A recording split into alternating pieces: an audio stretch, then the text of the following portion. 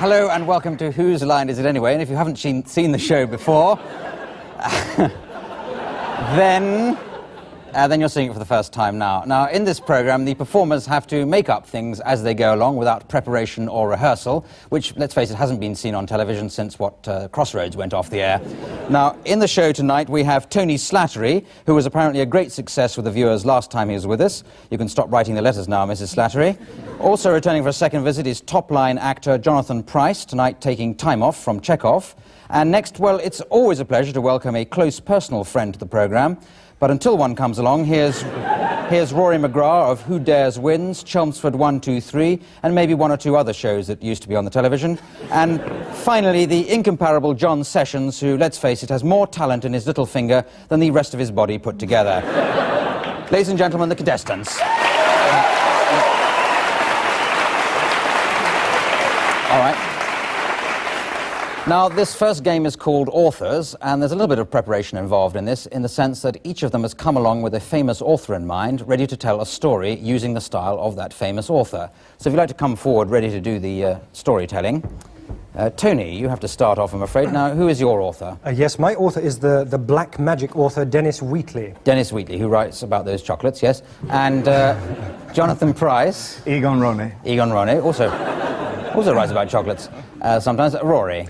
My author is the very famous Jorge Luis Borges. Oh, very famous, sort of Spanish writer, isn't he? Argentinian. Argentinian, yes. Yes, the world famous writer of metaphysical short stories. Yes, he's sort of like the Argentinian Jeffrey Archer, isn't he? And yes, and he didn't offer money to women at railway stations. Yeah. Well, he may have done, and then he's dead now. And neither did Jeffrey Archer, as far as anybody knows. And John Sessions. Robert Louis Stevenson. Robert Louis Stevenson, right. Firm around there. Now, we need a title for this story for them to tell. So anyone got a good title for a story? Stanley Stockbroker and the Day of the Big Bang. Yes. That sounded good to me. I think it was something like Stanley the Stockbroker and the Day of the Big Bang. Yes, a very good title. Well done. Thank you for coming. You can go now if you want, I don't mind. So, Tony, can you start off? I'll buzz on to the next author when you've done enough. As the Big Bang ceremony commenced, Stanley stood before the silver pentangle, his breasts dangling. The white-clad figure of the Countess de Baudricourt found herself suddenly sucked into a satanic vortex of child sacrifice, depravity, and goat droppings. The goat droppings were served up in a rather tasteful mousseline de framboise, as I remember. The whole was in a wonderful setting, an Edwardian vicarage, placed rather sort of ostentatiously within the city. On hearing this, Suarez turned to Dalman and said, "Diles que no me mata el hombre, por caridad de Dios, diles como viejo que soy, que no valgo nada, hombre, diles, usted no, diles, por caridad de Dios." It was with a certain lachrymose tear that I took the key out of my father's house in the year of 1751. What a shame it was that he had dealt so long in Lonro and long bonds in Hong Kong and Japan, rather than giving his attention, as indeed he might well have done, to the Appin Stewarts and good Lord Charles. There I was. Good Lord Charles was Stanley's father. He was also a stockbroker. On your knees, farm boy. And taste this rather delicately prepared ta-ta-ta, which... Que no valgo nada! Well, of course, sir, I'm a Jacobite. I spent all my time in the city with my hair combed backwards like Edward Fox. Is that no reason not to be one? I said to David Breck. And forward he came, across the heather. The light was now going down, across the hills. And there I heard the sound of the redcoats getting closer, closer, and closer. "Oh, David, save me," he said. And suddenly I realized that I'd moved from a novel by Robert Louis Stevenson into the world of David Steele and David Owen. Thank you. That's... yes. All right. Well, I find this impossible to mark, so I'll give them no points each for that one. Now, the next game is called Film and Theatre Styles. We're going to start off with Tony and Jonathan, and you're going to be improvising a little scene for us. But we'd like the studio audience to provide us with some film theatre styles that can be sort of chopped and changed. Sorry? One-woman show. A one-woman show. Great. Japanese no theatre. Japanese no theatre. Hang on, amateur dramatics. Haven't we had that before? What? Bedroom farce. Bedroom farce. Brechtian. Sorry? Brechtian. Brechtian. Oh yeah, I like that. German expressionist. I think melodrama. I think we're quite enough there. I don't think we're going to get through all those. Oh yeah, he's got to give you a scene, haven't I? So Tony and Jonathan, can you pretend to be a loan shark and the debtor? Somebody who owes money to the loan shark. Start off just without a style at all. Shark, you got the tie for it. Yes, right. Thanks very much. On you go. On you go. Right. Whenever you like. You know. I understand your difficulty. I am the person to help. What is the problem? Why don't you trust me? Well, it's just I used this voice last time as well. I haven't got any. I recognise you from last time. You were in debt then as well. Yeah. Well, No theatre. Japanese no theatre. No!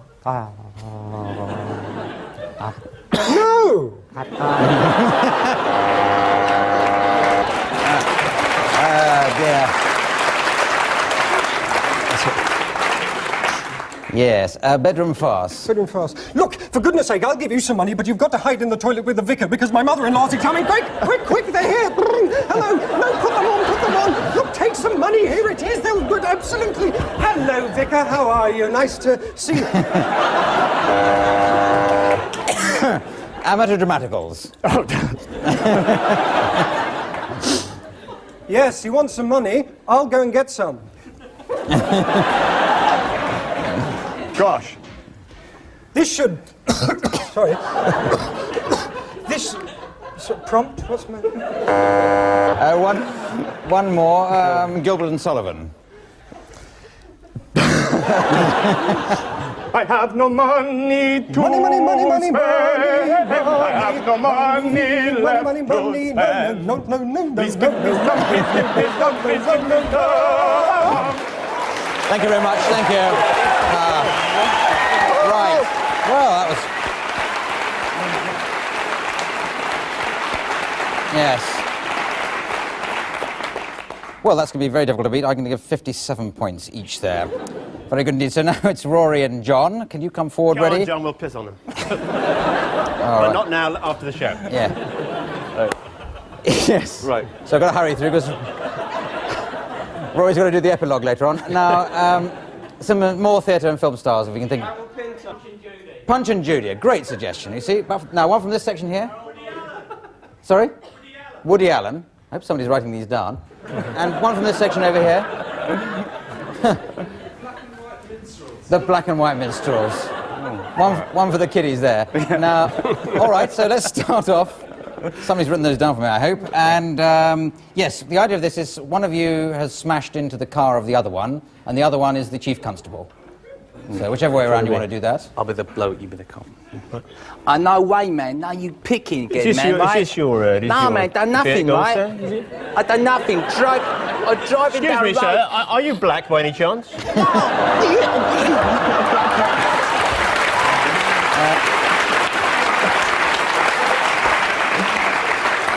Well, Just in case. I take I mean, look at that hair.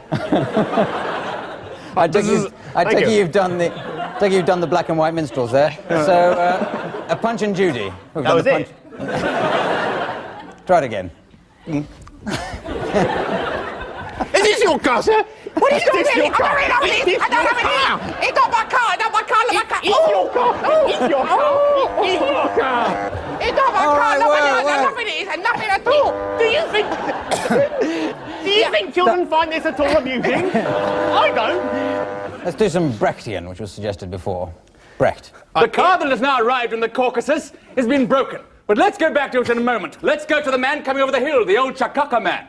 Now, in this, I am the car. Obviously, I'm actually the car itself, but I will adopt the pose of the broken and smashed car. Are you sad in the mountains? Sad with the weakness? Sad with the happiness of the people below you? I will be if you stay there. One more. Black and white minstrel show to end with. I can't stand men who put black makeup on and patronize our black friends. Token and meaningless, we go past the camera, hoping that you will feel patronized. Okay, thank you. That's it. Yeah. Yes. Yeah. Well, I think that was particularly good, but for technical reasons, I can only give them 3 points each. Now, this next game is called The World's Worst, and it's a quick fire round. They all take part and have to step forward as soon as they can think of the world's worst person to meet on a blind date. So if you'd like to come forward and stand on the world's worst step there, just as you think of them, this should be a hoot.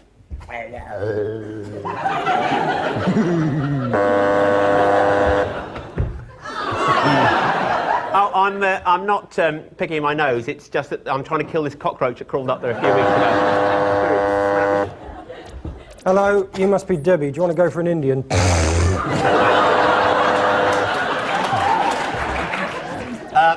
Hello, you must be Cheryl. Oh, I'm terribly sorry. I've been giblet tossing for charity. Hello, Peter. I'm Tony. Does it matter that you're expecting a woman? I just finished at the sewage farm and I was wondering whether... Hello, you must be Debbie. Bloody hell, no one told me you had a face like a dog's bum. I hope you don't mind this, but I brought my husband and the kids along.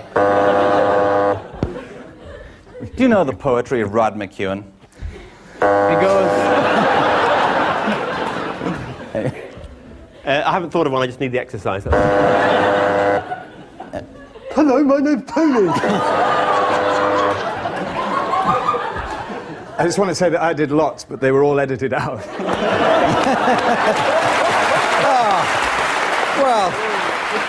Well, that's it. Well, what a bizarre thing to say in a live program. So let's go away for some advertisements now. See you after the break.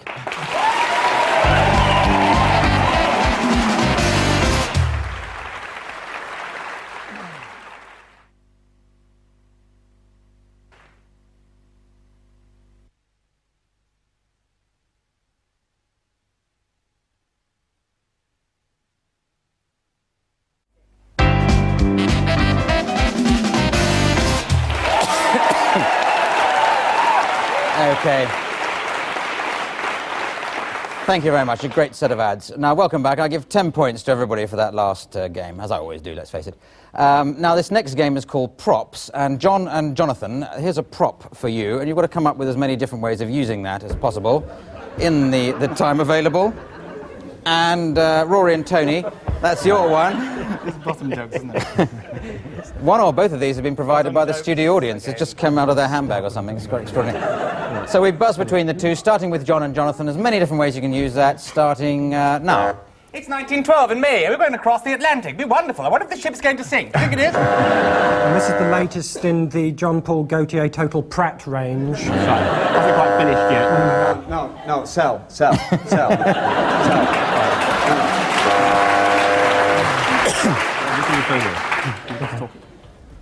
Yes?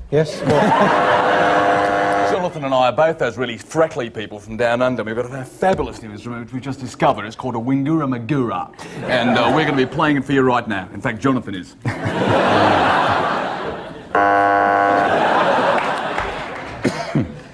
Mr. Slattery, I have to say that your wife is doing fine, but I'm afraid your child is a piece of foam rubber.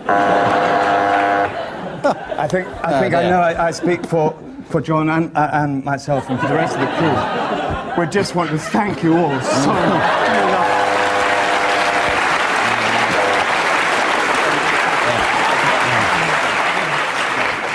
13-inch meat treat deep pan.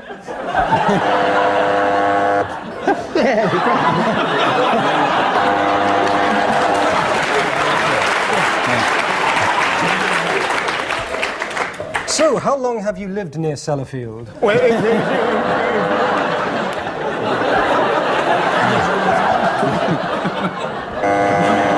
think Thank you. That's yes.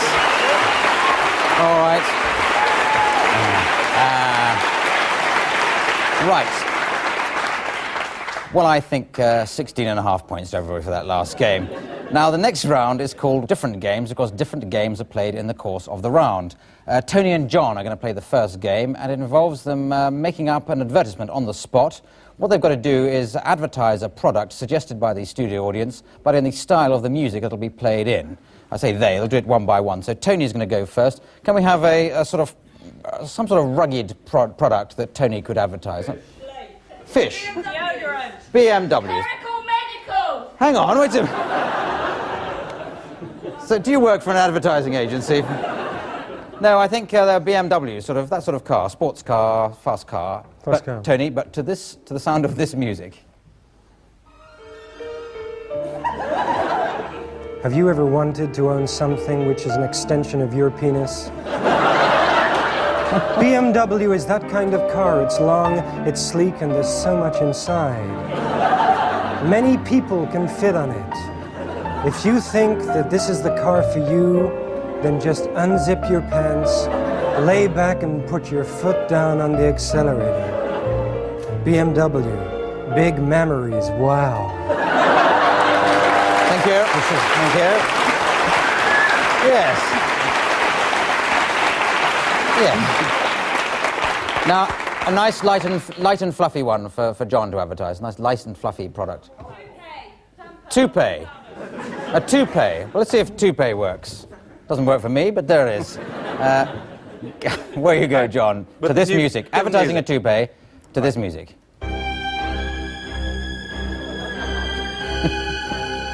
It's strange, isn't it, in Russia? Out there in the steppes, all silence, all dark. Lenin didn't like the steppes, but maybe he'd have liked them if he'd worn a toupee. The bald head contains facts, ideas, machinery, futurism. But is it not better, the fringe over the eyes, than a fringe over the mind? Thank you. Well, that was very good. Yes. Yeah. And I think we better give 39 points each there for the 39 steps. Now we're going to get Rory and Jonathan. So, Rory and Jonathan, you'd like to step forward and look at this monitor.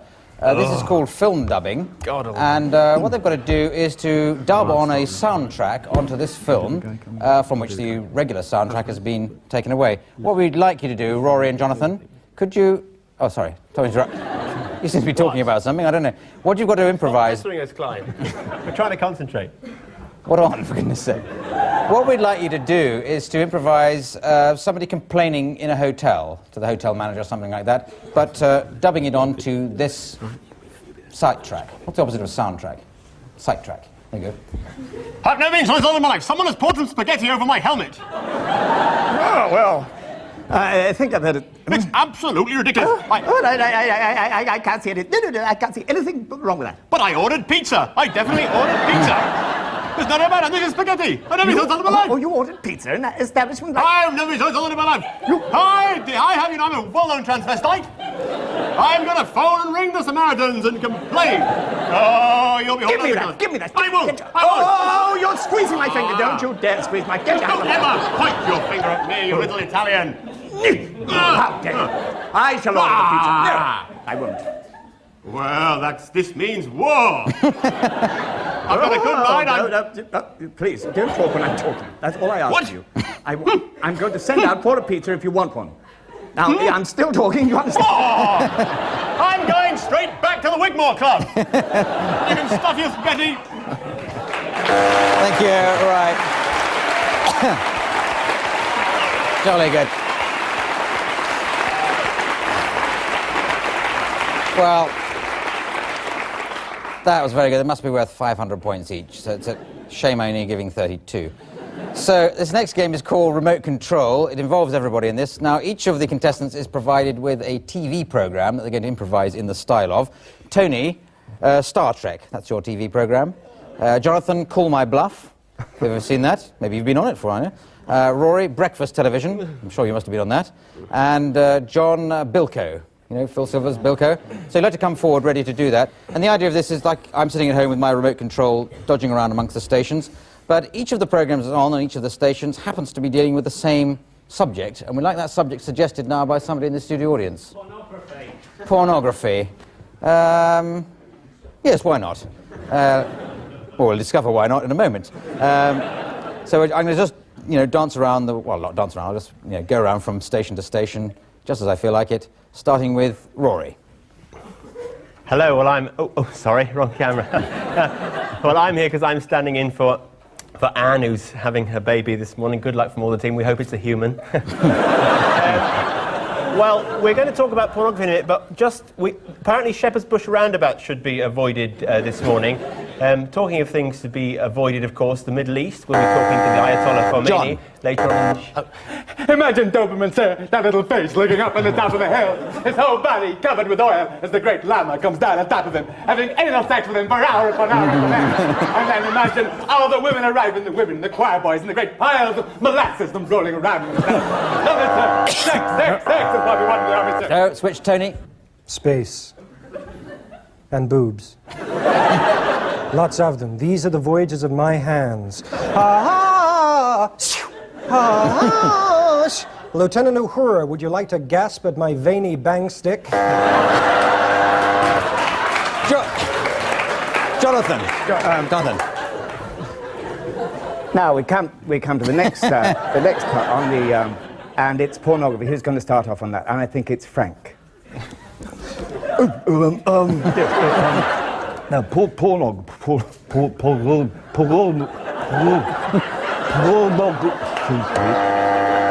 John.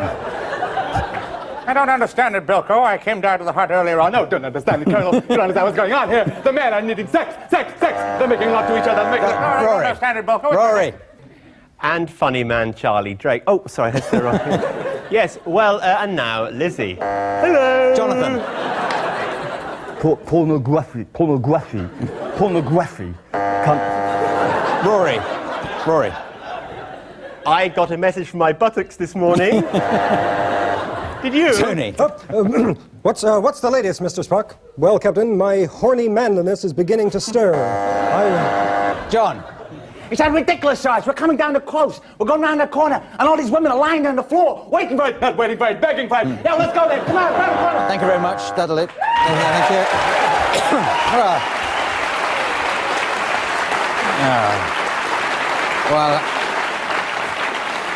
Well, that was brilliant. That was absolutely fantastic. 3 points each. Well, that about ends the show, so all I have to do is to total up the points and see who's won, and I see that Rory McGrath has won this week, so well done, Rory. and